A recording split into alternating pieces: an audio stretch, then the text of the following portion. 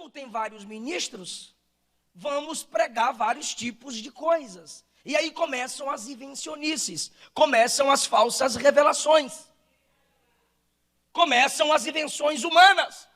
Se não revela Cristo, se não coloca diante dos homens as 4 bases sobre a qual a Bíblia está construída: criação, queda, redenção e glorificação de todas as coisas, não é evangelho.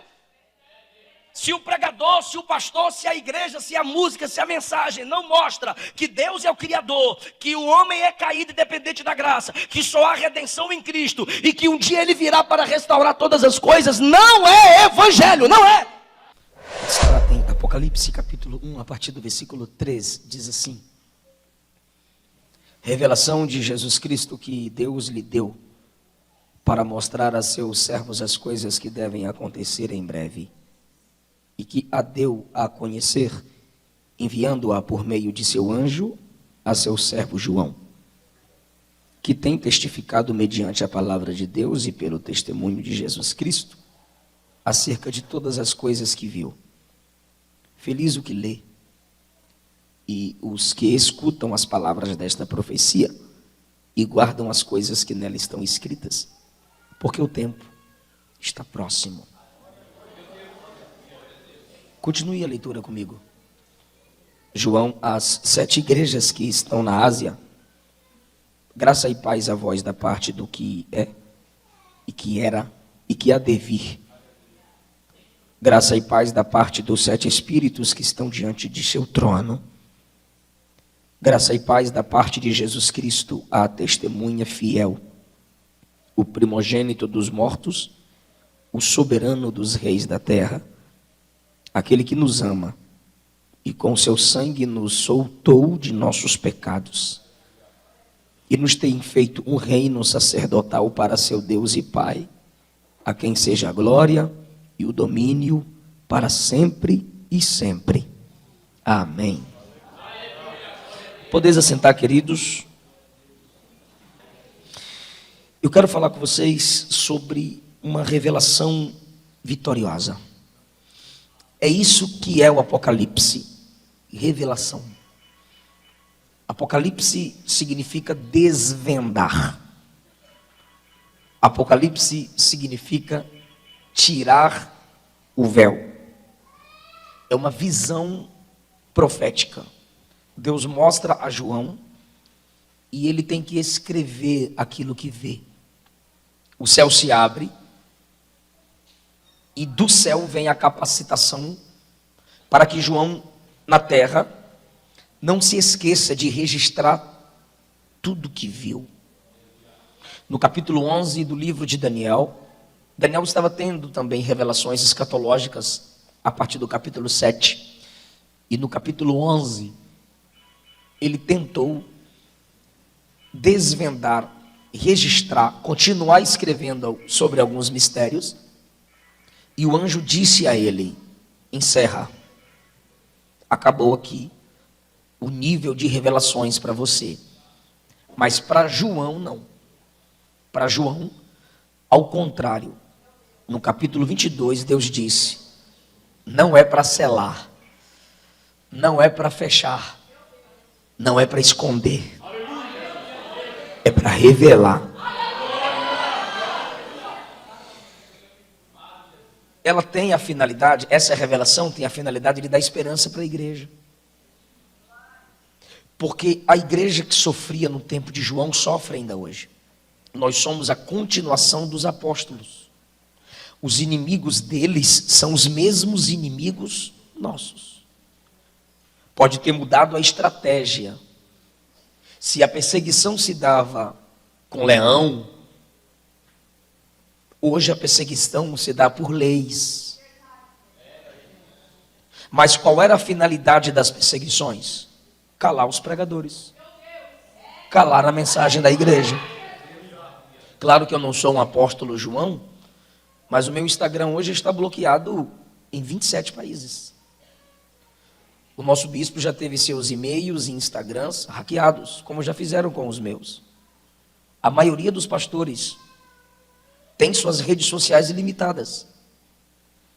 Poste foto de língua para fora, dancinha, mostre seus peitos, sua bunda e seu Instagram bomba. Fale de Jesus. Fale de pecado. Não pode. Até porque esse mundo é o mesmo inimigo da igreja do tempo de João. Então, como a igreja já era perseguida pelas verdades que pregava, o Apocalipse veio para lhes dar esperança. E o espírito apocalíptico dominava o coração dos irmãos em que sentido? Já que nós estamos enfrentando essas dificuldades, nós vamos nos apegar às promessas escatológicas. Por isso que toda vez que Paulo vai escrever sobre escatologia, ele diz nós. Ele nunca diz vocês, porque ele já esperava Cristo no tempo dele. Pois o arrebatamento deve ser uma esperança presente. Você nunca pode dizer assim: olha, a gente tem que esperar Jesus como se eu tivesse me convertido ontem e ele fosse voltar amanhã. Não.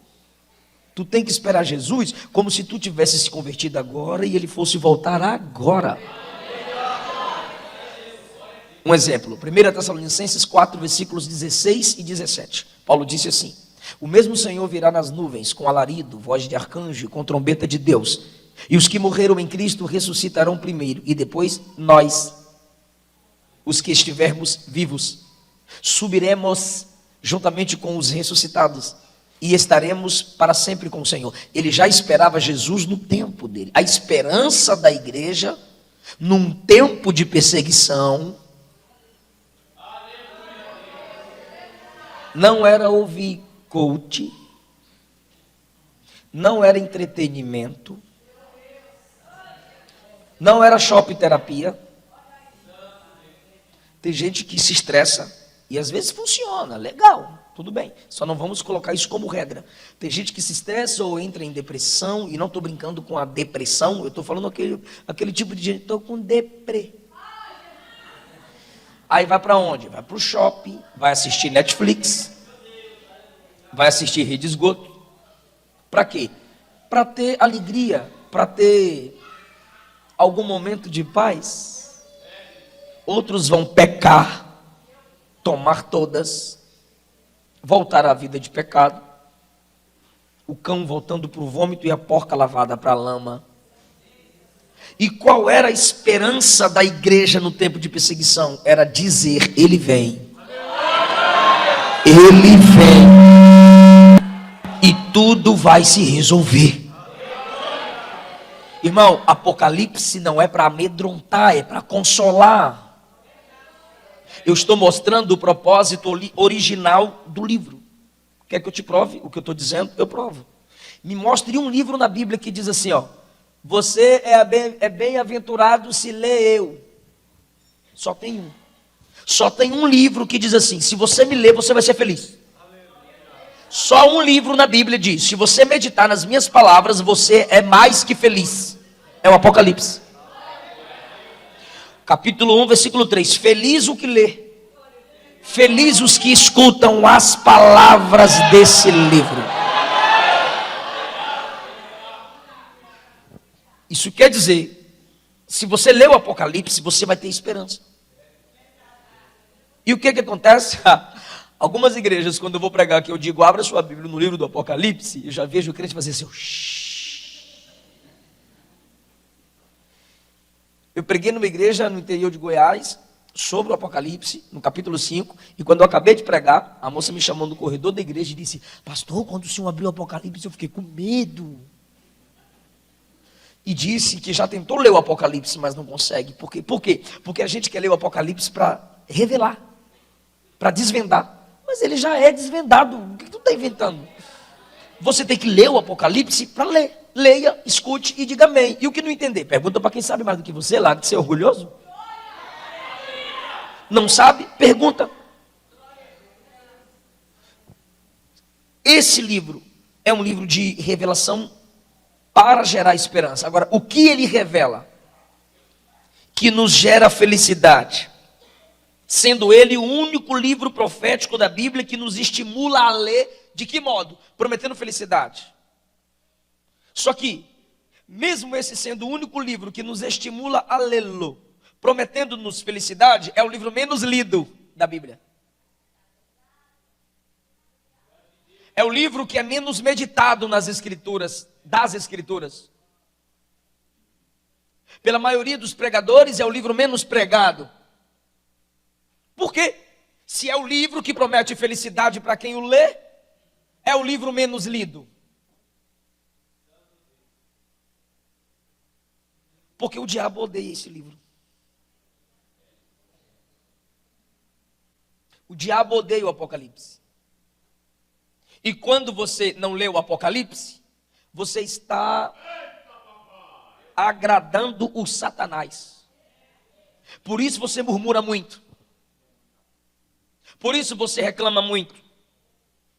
Por quê? Porque não leu o Apocalipse. Por isso que você se sente que está no controle das coisas. E quando você perde o controle das coisas, você se desespera. Por quê? Porque você não leu o Apocalipse. Por isso que o PT ganhou e teve crente entrando em deprê. Por quê? Porque não leu o Apocalipse. Por quê, pastor? Porque o Apocalipse é o livro da Bíblia que mais apresenta Deus no trono. Apocalipse é o livro que diz: o diabo quebrou tudo em Gênesis 3 com o pecado, mas no tempo certo, na vinda dele, tudo vai voltar para o seu lugar. Tudo voltará a ser como antes. Ele está no controle de todas as coisas. Vocês leram comigo aqui no versículo de número 6. A ele pertence a glória. Versículo 5, ele é o soberano dos reis da terra. É ele quem levanta presidente, quem derruba presidente, que abre porta, fecha porta, que governa todos os reinos da terra. Soberano é ele. Mas você não leu o Apocalipse. O Apocalipse diz que quem governa é ele. Ele dá a corda, mas não solta a ponta dela. Por isso o diabo odeia o Apocalipse. Porque a gente gosta de controlar as coisas. E o Apocalipse diz: tu não controla nada. O diabo odeia o Apocalipse porque é o seguinte. Capítulo 2, o Senhor diz assim: aí está o trono de Satanás. Ele perseguiu e matou minha fiel testemunha Antipas. Em Pérgamo, Deus diz, Cristo diz: o trono de Satanás está aí. Mas a igreja onde Antipas foi perseguida, Jesus diz: seja fiel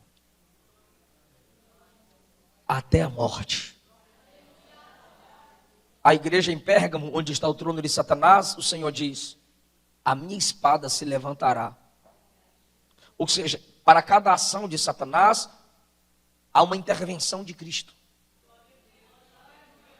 Quando você chega em Apocalipse 12, o evangelho é resumido em Apocalipse 12. Mostra uma mulher que simboliza Israel, de onde nasce o menino que é Jesus.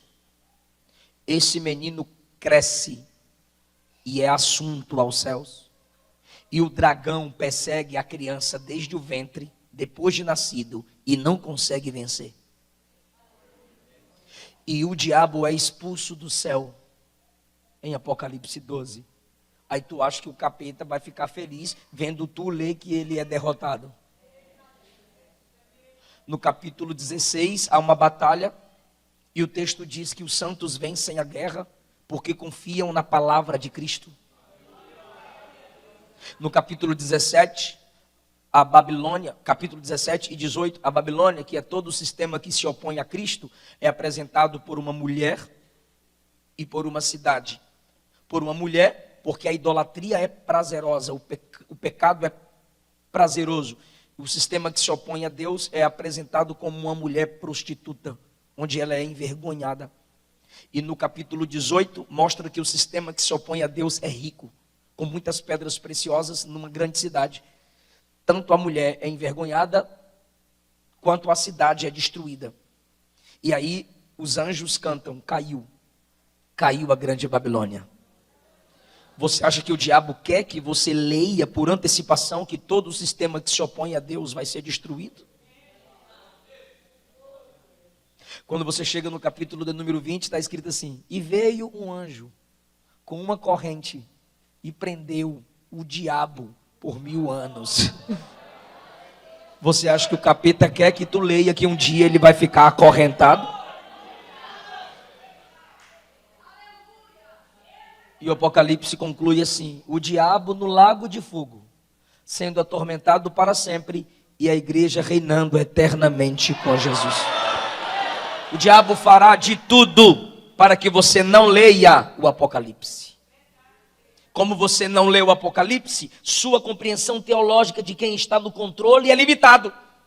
Então, às vezes, o patrão ou a patroa endemonia. Às vezes, as pessoas te atribulam. E você diz: ninguém gosta de mim, todo mundo persegue eu, ninguém dá moral para mim, ninguém tem pena de mim. Aí você começa a se atribular. Por quê? Porque você tem uma visão humanista das coisas. Aí tem um outro tipo de crente: já sei, é o capeta que está usando ele, sai Satã. E aí é o capeta que está usando ela, é o capeta, a porta bate forte, é o Satanás. E aí tudo é Satanás, tudo é o capeta. Aí quando vai cantar, fala mais do capeta do que de Jesus. No culto não se canta mais sobre Jesus, é demônio falando: capeta aqui, sai capeta, bora desfazer macumba, e pisa no capeta, e pisa no rabo do capeta, é tudo demônio, é tudo. Por quê? Porque tem esse tipo de crente espiritualista, tudo é demônio. Mas existe o crente bíblico. Ele sabe que não é o homem, ele sabe que não é o diabo, é Deus que está acima de todas as coisas. Se Deus está permitindo algumas coisas acontecerem, Deus está nos ensinando alguma coisa, Ele está completando as faltas ou removendo excessos. Irmão, a soberania divina não é calvinismo, é Bíblia. Nem é a Bíblia, irmão. Pastor, e a responsabilidade humana? É Bíblia. A mesma Bíblia que diz que Deus é soberano, diz que você é responsável. O que eu tenho que fazer, pastor? Assumir suas responsabilidades e se submeter à soberania de Deus.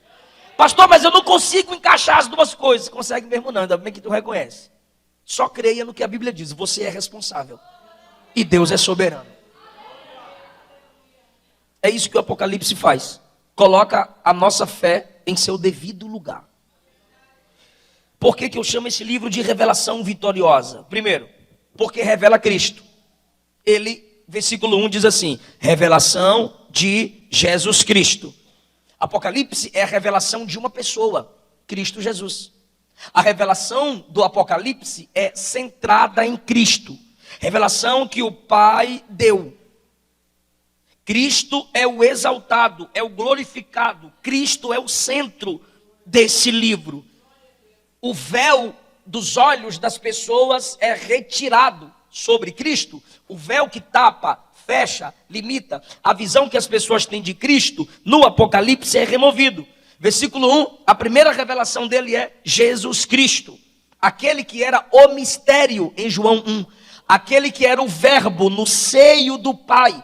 Ele é revelado em Apocalipse 1. Você percebe no versículo de número 5. Paz e graça da parte de Jesus Cristo, a testemunha fiel. Por que testemunha? Porque ele é quem fala do Pai com maior verdade, com maior clareza. Testemunha é aquele que fala do que sabe, fala do que viu e entrega a própria vida pela verdade que fala. E foi assim que Jesus fez. A testemunha fiel que entregou a própria vida para sustentar a verdade que falava. Ele continua no versículo 5. Testemunha fiel, primogênito dos mortos. Por que primogênito dos mortos? Não é que ele foi o primeiro a ressuscitar. Até porque se eu dissesse que ele foi o primeiro a ressuscitar, eu deveria continuar a explicação. Por quê? Porque há muitos ressuscitados no Antigo Testamento, pelo ministério de Elias, pelo ministério de Eliseu. Temos no Novo Testamento Jesus fazendo ressurreições. Então por que ele é o primogênito dos mortos? Jesus seria o primogênito dos mortos acima desses outros que ressuscitaram, porque todos esses que ressuscitaram morreram de novo. Jesus não. Jesus ressuscitou para nunca mais morrer, porque a ressurreição é a vitória dele sobre a morte. Agora, em que sentido João está dizendo que ele é o primogênito dos mortos? Ele é aquele que garantiu a vitória sobre a morte. Porque primogênito no Antigo Testamento é símbolo de autoridade. Foi por isso que os irmãos de José brigavam com ele. Porque José tinha a capa da primogenitura. Aquela capa que José tinha era para o primogênito. Por que Jacó e Esaú brigaram? Por causa de primogenitura. Era símbolo de autoridade. O primogênito dos mortos é que Jesus assume o controle e tem autoridade até sobre aqueles que já morreram. Ímpios serão julgados por ele.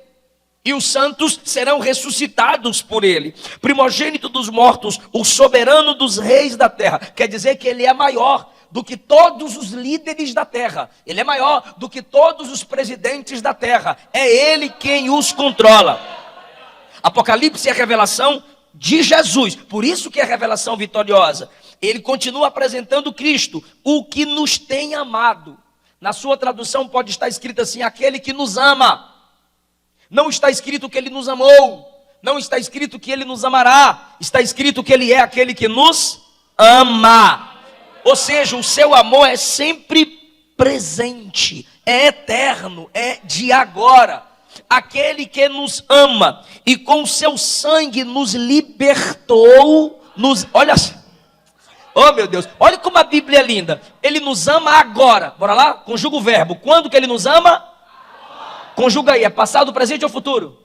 Presente. Bora lá. Aquele que nos ama. Quando fala do amor dele, é presente. E quando fala da libertação? Aquele que nos libertou. Conjuga.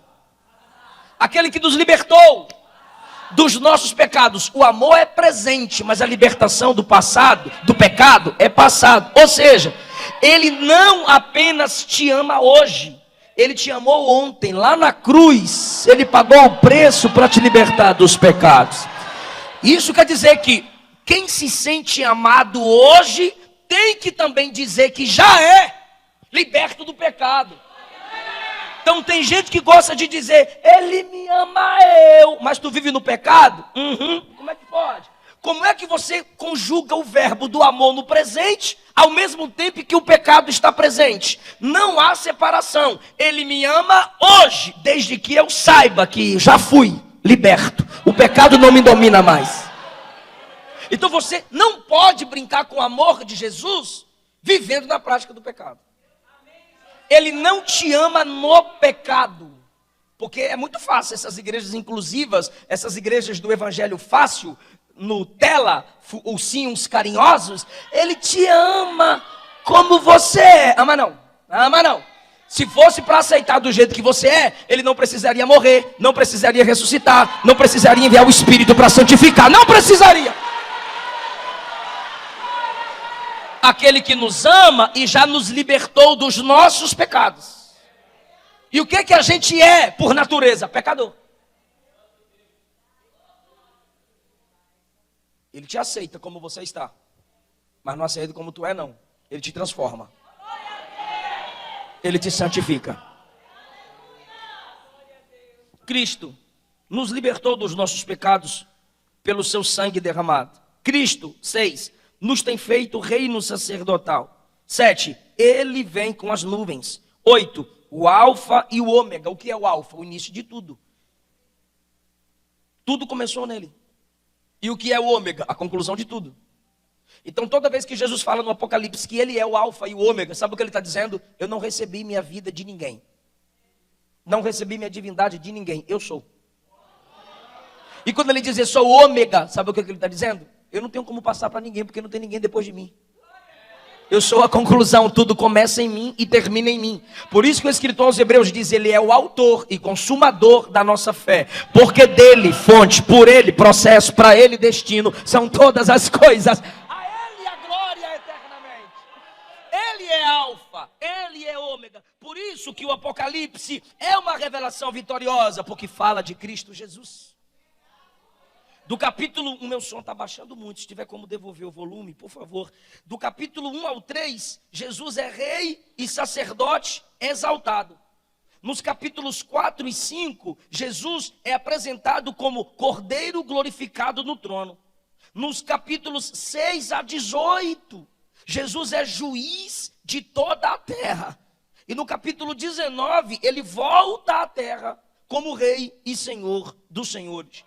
E o Apocalipse encerra no capítulo 22, apresentando Jesus como o noivo celestial, conduzindo a igreja para a cidade celestial. O Apocalipse é centrado em Cristo Jesus. Segundo lugar, o Apocalipse é uma revelação vitoriosa porque foi registrado na dor. Apocalipse foi feito em meio à angústia, irmãos. Como a maioria dos salmos.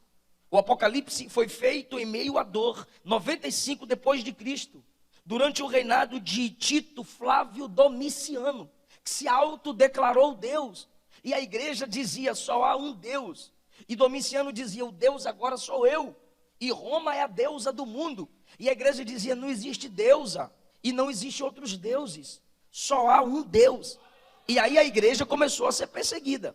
Qual foi a estratégia? Pega o pregador da igreja, pega o pastor João e leva para uma mina. Lá ele vai quebrar pedra, vai sofrer junto com os outros homens, porque não dá para matar. Já tentaram matar João e não conseguiram. Então agora nós vamos isolar esse homem de tudo e todos. E quando João está na solidão, numa ilha de punição, num ambiente fétido, desprezível, ali, Apocalipse 4, versículo 1 diz assim, abriu-se os céus.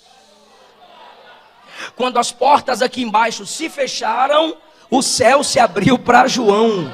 E ele disse, eu fui arrebatado à sala do trono. Domiciano disse, da ilha você não sai. O que o pai fez? Levou João para cima. João chama Roma de Babilônia. Ele não podia chamar de Roma. Por quê? Porque era uma estratégia dos cristãos, para que quando as cartas passassem pelas mãos do povo de Deus e eles tivessem os bens confiscados ou passassem por uma triagem, todos os bens dos crentes eram confiscados e as cartas lidas. Se João escreve diretamente Roma, imperador, a carta era queimada, era destruída. Então ele usa termos técnicos para que, tipo um evangeliquez, para que os cristãos entendessem o que ele estava querendo dizer por causa da grande perseguição. Perceba o que ele diz no versículo de número 9. Eu, João, irmão e companheiro vosso na aflição. Ele está dizendo, eu estou sofrendo aqui isolado, e vocês que estão livres também estão em sofrimento. Eu sofro como vocês e eu sofro com vocês. Por isso ele se auto-intitula companheiro deles na aflição e na perseverança. O que é companheiro na perseverança? Enquanto vocês não desistem aí fora, eu também não desisto aqui. Nós somos companheiros de aflição e de perseverança. É em meio a essa perseguição que nasce o livro do Apocalipse. Agora, que coisa linda. Esse livro que é escrito em meio à perseguição, olha o capítulo 2, versículo 13. Conheço tuas obras onde moras, sei que aí está o trono de Satanás, mas vocês não negam o meu nome, não renunciam à fé, como nos dias que apareceu minha testemunha, meu fiel Antipas, que foi morto quando estava convosco. Isso aqui é só para você ter uma noção de como a igreja era perseguida. Mas sabe qual é a palavra básica para a igreja no Apocalipse? Vencedor. Em todas as cartas para as 7 igrejas, você lê escrito aquele que vencer, aquele que vencer, aquele que vencer. A igreja que sofre é a igreja que tem a promessa de ser vencedora em Cristo Jesus. Irmão, se esse livro foi feito em meio à dor, imagine. Isso é para você imaginar, isso é para você saber o que Deus é capaz de fazer em você e através de você em meio aos sofrimentos. Paulo disse que as tribulações desta vida não são para comparar com a glória que em nós há de ser revelada. Sofrimentos na vida dos crentes não é desperdício para Deus. Não, é oportunidade para fluir revelações. É oportunidade para que o ministério cresça, se desenvolva, alcance vidas. Você não está entendendo os processos que você está enfrentando. Mas amanhã, segundo os Coríntios 1 diz que você sofre para consolar. Você sofre para testemunhar. Quando alguém quiser parar amanhã, você vai dizer: não para, eu passei por aí, eu venci assim. João está em meio ao sofrimento. João, no meio da ilha, está escrevendo aos crentes do lado de fora para aprenderem a não desistir da vida. Terceiro, Apocalipse é revelação compartilhada. Por que é revelação compartilhada? Olha versículo 1, por favor. Revelação de Jesus Cristo que o Pai lhe deu, que Deus lhe deu, diga, o Pai lhe deu, para mostrar aos seus servos as coisas que devem acontecer, e deu a conhecer ao anjo, diga, ao anjo. E o anjo passou ao seu servo João. O anjo passou para quem? Olhe para mim, por favor. Perceba a estratégia apocalíptica. O pai, não sei de que modo, não me pergunte, chegar no céu tu pergunta. O pai passa uma revelação ao filho. Filho, vai ser assim, assim, assim, assado. Aí o filho, obrigado pai. Anjo, aí o anjo vem diante do filho. Aí o filho passa uma revelação para o anjo. Quando o anjo recebe a revelação, Jesus diz: agora vamos passar para João. Aí em visão o anjo aparece a João e passa a revelação para João. Aí quando João recebe a revelação, o anjo diz: agora tu passa para a igreja. Por isso que no versículo 4, João acraseado. É uma direção. João escreve as 7 igrejas. O que é isso? Revelação compartilhada. Apocalipse não pode ser fechado, não pode ser travado, não pode ser selado. O pai passou para o filho passou para o anjo passou para João, e João tem que passar para a igreja. E a igreja tem que pregar para o mundo. Ele vem, ele reina, ele manda em tudo, ele é soberano de todos os reis da terra. Ou seja, passe o Apocalipse para seus filhos. Cante o Apocalipse, leia o Apocalipse, compartilhe esse livro do reino de Deus. Nós precisamos compartilhar a palavra de Deus. Ela não pode ser ocultada. Apocalipse 10:11, o anjo falou assim para João: importa, é necessário que a sua profecia alcance muitos povos, nações, línguas e reis. O anjo estava dizendo a João que o Apocalipse não era só para o tempo dele, seriam também para tempos futuros, que é o tempo em que vivemos. Em quarto lugar, primeiro, só para você não se perder, vem comigo que nem para eu perder também. Fala, Apocalipse revela Cristo. Diga, Apocalipse é revelação em meio à dor. Diga, Apocalipse é revelação. Apocalipse é revelação compartilhada. Quarto lugar, o Apocalipse é uma revelação que tem muitos ministros, mas é uma só revelação. Há muitos ministros. O pai é o primeiro ministro, passou para o filho, segundo ministro, passou para o anjo, terceiro ministro, passou para João, quarto ministro, passou a 7 igrejas, já foi para milhares de ministros, atravessou 2000 anos de história, já foi queimado, já foi rasgado, já foi escondido, foi preservado, foi escrito, está aqui, e a gente está anunciando. São vários ministros, mas a revelação é uma só. Ele vem, ele reina. Ele vem, ele reina. Ele vem, ele reina. Aleluia. Por que eu digo isso, irmão? O que está acontecendo é o seguinte: como tem vários ministros, vamos pregar vários tipos de coisas. E aí começam as invencionices, começam as falsas revelações. começam as invenções humanas. Se não revela Cristo, se não coloca diante dos homens as 4 bases sobre a qual a Bíblia está construída: criação, queda, redenção e glorificação de todas as coisas, não é evangelho.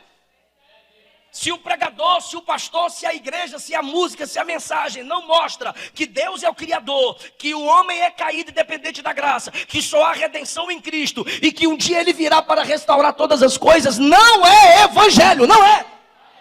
Então pode-se alterar os ministros, mas a revelação tem que ser a mesma eternamente. Quem está entendendo essa palavra, irmão? Eu não mandei colocar tema de Apocalipse, então segure. 5º lugar, Apocalipse é revelação para servos. Quem gosta de mandar em tudo não lê o Apocalipse. Quem pensa que controla tudo não se submete ao Apocalipse. Perceba, por que eu digo que é uma revelação para servos? Olha só, o Pai entrega a revelação ao Filho. O Pai, que é Deus, revela ao Filho. O que é entregar? É servir. O Pai serve ao Filho com a revelação. E o Filho que é Deus, por favor, escute isso, chama um anjo que é criatura celestial e serve ao anjo. Ó, eu vou te dar a revelação que o Pai deu para eu. E o anjo que é criatura celestial chama outra criatura humana e diz: eu vou te servir. Aqui no céu, João, onde você estiver, eu vou te explicando as coisas. Eu vou te acompanhando e te dando explicações. No capítulo 7, João pergunta: que multidão é essa? No capítulo 10 ele pergunta: que anjo grandão é esse, com um pé na terra e outro pé no mar? E o anjo está lá explicando. No capítulo 19, quando João vê a bela cidade onde a igreja vai morar, João se prostra, capítulo 19 e capítulo 22, João se prostra para adorar o anjo. Aí o anjo diz: faz isso não, eu sou conservo teu. Sabe o que é conservo? Eu sirvo com você. Perceba que o Apocalipse é revelação para servo. Versículo 1.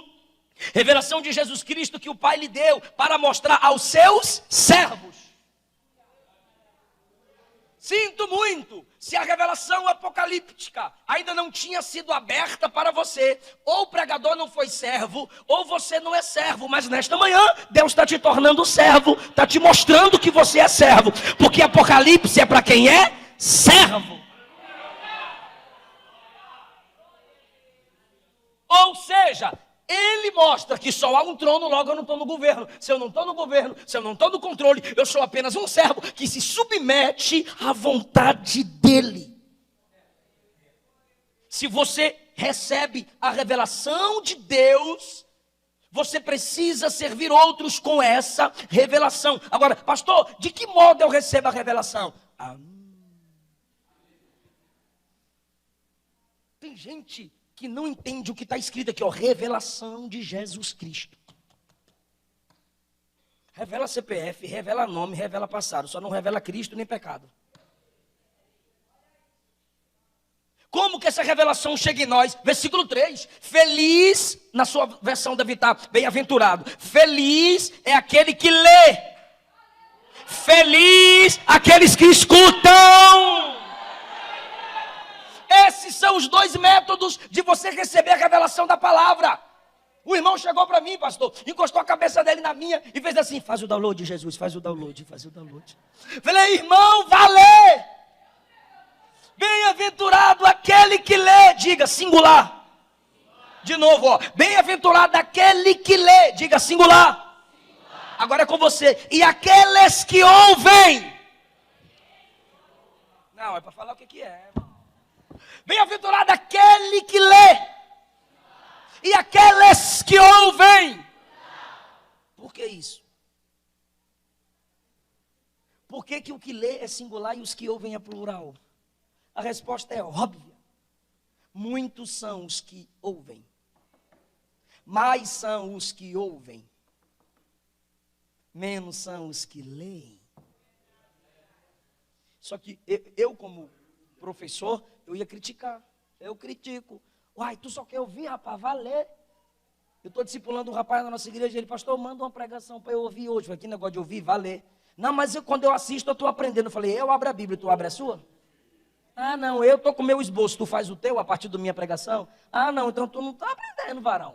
Tu tem que ler e escutar. Olha o privilégio que Deus nos dá nessa manhã, ler e escutar. Olha como Ele ama ensinar. Isso é método de aprendizado. Enquanto você lê, você escutar. É um método de memorização. Você lê em voz audível. Mas por que na igreja lá é singular quem lê e plural os que ouvem? Porque não tinham as Bíblias como nós temos. A carta chegava, lembra como é o início de toda a carta? Ao anjo da igreja. A carta chegava na mão do pastor. Aí o pastor ia ler a carta. Aquele que lê. Bem-aventurado aquele que lê. Ele está lendo a carta. E aqueles que ouvem, a igreja reunida escutando. O que o texto está dizendo é, o pastor que está lendo está sendo abençoado. E a igreja que está escutando também está sendo abençoada. Deus é maravilhoso. Ele nos serve com a sua revelação e vai nos ensinando, vai nos edificando. Eu estou sendo impactado por essa mensagem aqui. Eu estou sendo lavado por essa mensagem aqui. Feliz quem escuta. Feliz aquele que lê. Pastor, eu não enxergo mais direito as letrinhas. Pede a sua neta. Minha filha, vem cá. Ô, Evó, coloca aqui no YouTube. Apocalipse na voz de Cid Moreira. Aí você escuta o Apocalipse na voz do Moreira. Em último lugar, o Apocalipse é o livro do Cristo glorioso para uma igreja vencedora. Esse Cristo glorioso é apresentado ainda no capítulo 1. Ele diz no versículo 11: João, o que você vê, escreva num livro e envia para as igrejas. Envia para cá, para onde? Ei, desigrejado, netcrente e webcrente, envia para as igrejas, porque os netcrentes hoje não tem igrejas, eu sou igreja. Esse negócio de igrejas, eu sou igreja. Envia as igrejas. O camarada disse que não ia aceitar Jesus porque não sabia qual igreja ele faria parte, que tinha muita igreja. Eu falei, até você aceitar, vai abrir mais ainda. Se tem tanta, tu não se converte, vai continuar abrindo, até tu tomar vergonha na cara. Envia as 7 igrejas. Por quê? Porque Deus estabelece igrejas locais. Deus estabelece pontos de congregações, gostando você ou não. João, eu vou te dar uma revelação poderosa. Pode falar, Senhor, pode falar, que eu quero a revelação. Só que, João, a revelação que eu vou te dar não é para tu. Não é não. É para quê? É para as igrejas. Não é para mim, não. Não é para minha fama, não. Não é para o meu sucesso, não. Não é para o meu orgulho, não. É para quê? É para você dar a minha igreja. Para você servir as igrejas. Ah, irmão, tu passa 30 dias no monte. Aí quando desce do monte, ô irmão, pai do senhor. Irmão não, presbítero. São que horas aí, varão? 11 remeneveia. Por que você está falando assim, irmão? Estou cheio de Deus. Como assim, irmão? Que tu se enche de Deus e se desconecta das pessoas. Eu sou mestre na palavra. Ah, você é mestre na palavra? Sou. Então nos dê uma palavra aqui. Ah, tá bom. A exegese me diz que eu preciso retirar do texto o que contém no texto e não impor ao texto aquilo que na minha mente está. A hermenêutica é a arte da interpretação completa, como veio da Hermes, da cultura grega.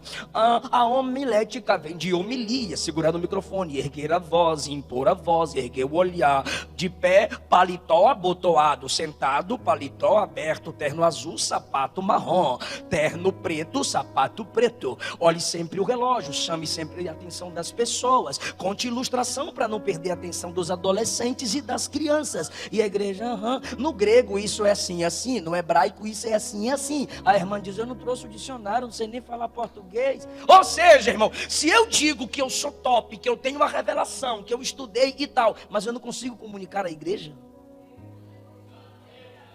eu desperdicei o meu tempo. Tudo que Deus me deu é para servir a igreja. Aí tem uns abestalhados que começam a estudar teologia, fica chato na internet. Qualquer postagem que qualquer pastor fizer, ele faz um textão. Ele leu Ele leu o livreto Escravos de Lutero, se sente um reformador e quer despentecostalizar as Assembleias de Deus. Mas na escola dominical, na sua igreja local, não levanta um mindinho para dar uma respostinha. Se Deus te deu, é para servir a igreja. Eu cheguei para o meu pastor presidente em Goiânia, falei assim, pastor, porque eu sou co-pastor lá no campo. Aí ele disse, dá uma analisada nos cultos de doutrina do campo. Aí fizemos um mapeamento e eu fui em algumas congregações. E o resultado, muito ruim. Aí ele me chamou, como é que estão as pregações? Eu disse, fracas. Na nossa liberdade, muito fraca. E as igrejas? Vazias, o pastor não prega nada. E os jovens? Os jovens estão tentando aprender aí teologia. E aí? Eu falei, e aí é que não prega nada? Ele, e aí? Eu falei, o que o senhor mandou fazer, eu fiz. E aí? Falei, tem que fazer novo obreiro. Aí ele calou. Quando ele calou, e aí? Falei, tá bom, eu vou dar aula para eles. Ou seja, você viu o problema, identificou o problema, mas não apresentou a solução. A minha esposa chegou para a mãe do nosso pastor e disse, tá faltando ciclo de oração, a Assembleia de Deus tem ciclo de oração, né, pastora? A pastora, é verdade, minha filha, tu dirige? Se você está na igreja e só vê os problemas dela, você é o pior problema nela. Sai dela que ela fica melhor sem você. Não, mas eu falo mesmo, eu vejo os problemas e falo mesmo. Então tu é fofoqueiro, não é profeta. Profeta que é profeta, identifica o problema e apresenta a solução. João, eu vou te dar revelação para cada igreja. Você vai ver o problema, João, mas envia carta para ela ser solucionada. Envia carta, João, para ela ser abençoada. Tudo que Deus te der, se for para a glória dele, vai edificar a igreja. O músico, ó, eu estou tocando a música top aqui, aprendi um hino novo, bora cantar lá com os irmãos, bora tocar para Jesus. Deus me deu uma mensagem top, vem pregar. Deus me deu uma estratégia para ganhar almas, compartilha na igreja e vamos ganhar almas juntos. Se eu faço parte do corpo de Cristo, nada que Deus me der é para morrer em mim, é para que eu possa compartilhar com a igreja. João, o que vês, escreve. O que vês, escreve. O que vê, escreve. Vem comigo. O que vês? O que vês? Por que tiraram João da igreja? Porque João estava pregando presencialmente. João estava pregando fisicamente. Aí pegaram João da igreja. Vamos isolá-lo na ilha. Pronto. Calou a voz do pregador. Fala bem forte. Calou a voz do pregador. Isso aqui é o que está acontecendo lá no palácio. Domiciano, pois não, calamos a voz do pregador. Agora a igreja morre, agora o pregador se acaba. Calaram a voz do pregador. Aí Jesus vem a ele em visão e diz, o que vê, escreve. Calaram a sua voz, mas não arrancaram os seus olhos. Calaram a sua voz, mas não arrancaram as suas mãos. Ainda tem algo em você para eu usar, João. Tá bom, Senhor, então eu vou começar a escrever. Quando virei-me para ver quem falava comigo, vi 7 candelabros de ouro. Peraí, Jesus fala com ele. Aí quando ele vira para ver Jesus desaparece e deixa 7 castiçais de ouro. Que no versículo 20, o próprio Jesus fala para ele. A respeito dos 7 castiçais, são as minhas igrejas. Vou fazer uma pergunta para quem está ligado. Eu falei que o Apocalipse, tem que prestar atenção. Quem é que está falando com João aqui? Pode falar o nome dele, é doce, é lindo, é maravilhoso. Quem é que está falando com João aqui? Então ele se virou para ver quem? Mas quando ele se vira para ver Jesus, ele não vê Jesus. Ele vê Mas quem falou com ele? Se ele se virou, é para ele ver quem? E o que é que ele vê? Mas quem foi que falou com ele? É ele que fala. Mas se eu quiser vê-lo, eu tenho que enxergar a igreja. Porque quem não olha para a igreja, quem não tem visão de igreja, nunca vai conseguir enxergar Jesus. Não tem como separar Jesus da igreja. Eu gosto de Jesus, o que estraga é o fã-clube. Vem, respeite a igreja. Igreja não é fã-clube de Jesus, ela é o corpo de Cristo, é o povo santo na terra, é a extensão do governo de Deus na terra. Respeite a igreja. Virei-me para ver quem falava comigo e ouvi 7 castiçais. E no meio, primeiro vê a igreja, depois vê ele. Semelhante ao filho do homem. Por que semelhante ao filho do homem? Por que semelhante? Filho do homem. Ele está vendo o Cristo glorificado, mas ele não fala, eu vi o Cristo glorificado. Ele diz semelhante ao filho do homem. Por quê? Porque ele tem lembrança do Cristo na terra. Ele tem lembrança do Cristo comendo peixe e mel. Deve ser ruim, né? Mas era gostoso no tempo dele. Jesus comendo peixe e mel. Lá em João 20. Ele tem aquela visão desse Cristo que andou com ele. Aí ele fala assim: a altura, o jeito de andar é muito semelhante àquele que eu vi na terra. É muita glória que ele está vendo. Aí agora ele começa a mostrar como que Cristo se revelou a ele. Ele estava vestido com uma veste comprida até os pés, que a minha tradução já diz assim, ó, uma veste sacerdotal, porque Jesus é o nosso sacerdote, é o nosso intercessor. E ele tem um cinto de ouro que vai até próximo do peito.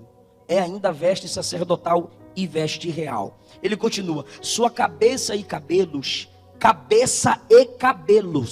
eram brancos como a lã branca e como a neve, sinal de pureza, sabedoria, transparência, integridade.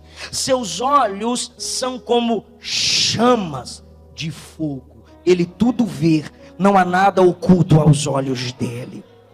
Seus pés são semelhantes ao bronze fino que foi refinado numa fornalha. Ele está dizendo: seus pés são de força, firmeza e autoridade. Ele não vê ferro, ele vê bronze ou cobre, que é uma mistura com ferro, mas não é só ferro. Por quê? Porque os pés de Jesus não é só ferro para julgar.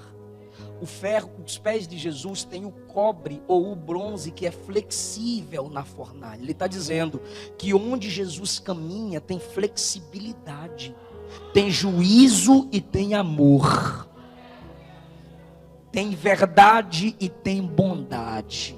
Seus pés como bronze polido na fornalha. Se você já viu o bronze na fornalha, ele fica se mexendo, indicando que enquanto João está enxergando os pés de Jesus, Jesus se mostra como alguém que se move e tem flexibilidade. E a sua voz é como a voz de muitas águas.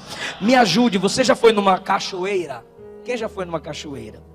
Ok, deixa eu ver se você teve a mesma experiência que eu. Você conversou normal? Ou você ouviu a pessoa normal perto da cachoeira? Ou você teve que falar alto? Falar alto. Eu tive numa tal de Cachoeira da Formiga, lá no Jalapão, com a minha esposa. Fui pregar no Jalapão, um lugar longe. E me levaram na cachoeira, que era mais longe ainda. Aí a Luana falava: eu tinha que gritar, eu tinha que gritar. Por que a gente tinha que gritar? Porque a nossa voz diante de muitas águas era silenciada. João diz assim: a voz dele é como a voz de muitas águas. Isso significa que quando ele fala, todas as vozes são silenciadas e a última palavra é a dele. Sua voz como voz de muitas águas. E ele tinha na mão direita 7 estrelas, que são cada pastor de cada igreja. De sua boca uma espada aguda de 2 gumes. 2 gumes ela fere dos 2 lados, que é a palavra de Deus. E seu rosto, que começou branco, agora é como o sol resplandecendo em sua força. E aí, meu irmão, não tem como. Não tem como.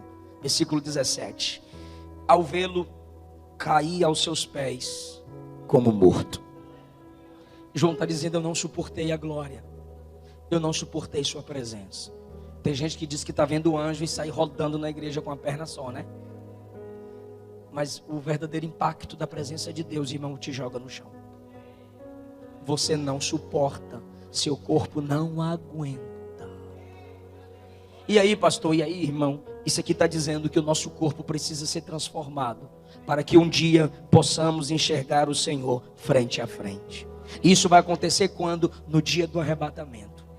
Quando a trombeta tocar, os mortos vão ressuscitar com um corpo incorruptível, e os vivos terão seus corpos transformados. E num abrir e fechar de olhos, nessa velocidade, até mais rápido, corpo transformado, subiremos. E aí, só assim, o nosso corpo vai resistir, ficar frente a frente com Ele.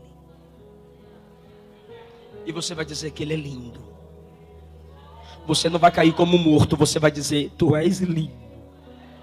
Tu és maravilhoso, Tu és bendito. O meu amado é o mais belo entre milhares e milhares. O meu amado é o mais belo entre milhares de milhares. Pastor, quando eu chegar no céu eu vou ver o Pai, o Filho, o Espírito? Não. O Pai e o Espírito Santo. O Pai que é Espírito e o Espírito Santo vão estar todos no corpo do Filho.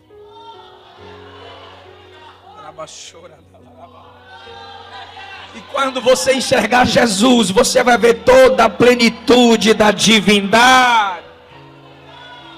E eu repito, Moisés quando viu, escondeu o rosto. Elias quando viu a glória, escondeu o rosto. Daniel quando viu, desmaiou. Lá no Getsemane, quando os soldados ouviram a voz dele, caíram como mortos. No dia da ressurreição, os soldados desmaiaram. Saulo teve uma visão, ficou cego, caído. Mas naquele grande dia a igreja não vai cair como morta, vai adorar.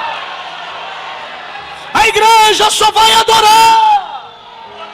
E dizer que ele é lindo, dizer que ele é santo. Levante a mão se você já pode imaginar. Fala alguma coisa para ele. Fala alguma coisa para ele. Santo, lindo, perfeito, maravilhoso, excelso, grandioso da minha alma. Fique em pé adorando, fique em pé adorando, fique em pé adorando, porque ele é digno.